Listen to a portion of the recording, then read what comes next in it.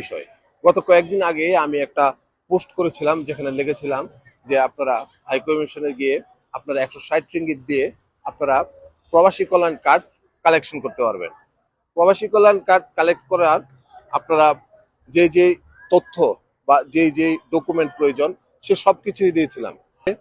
সেই পোস্টের নিচে আপনাদের যে কমেন্ট আমরা পেয়েছি এবং আপনাদের যে মতামত পেয়েছি, তাতে একটা জিনিস আমরা জানতে পেরেছি যে আমরা যদি যদি হাই কমিশন এই প্রসেসটা অনলাইনে করে, হাই কমিশনের সশরীরে যেতে না হয়, তাহলে এই প্রসেসটা অনেক ইজি হয় এবং অনেকেই এখানে পার্টিসিপেট করতে পারে।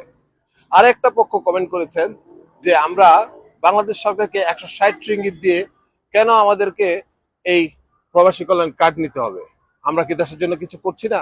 আমরা কি দেশের রেমিটেন্স পাঠাচ্ছি না? তাহলে কেন আমাদেরকে 160 রিঙ্গিত দিয়ে মেম্বারশিপ নিতে হবে?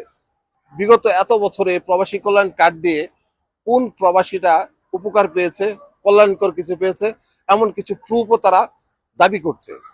আমি আশা করব এই ভিডিওটি যদি বাংলাদেশ হাইকমিশন মালয়েশিয়ার কোনো কর্মকর্তা বা বাংলাদেশ সরকারের কোনো কর্মকর্তার চোখ পর্যন্ত এই ভিডিও যায়, আপনারা এটা জবাবদিহিতা করবেন এবং আপনারা প্রবাসী কল্যাণ কার্ড নামে প্রবাসীর জন্য কি কল্যাণ করছেন সেগুলো আমাদেরকে জানাবেন।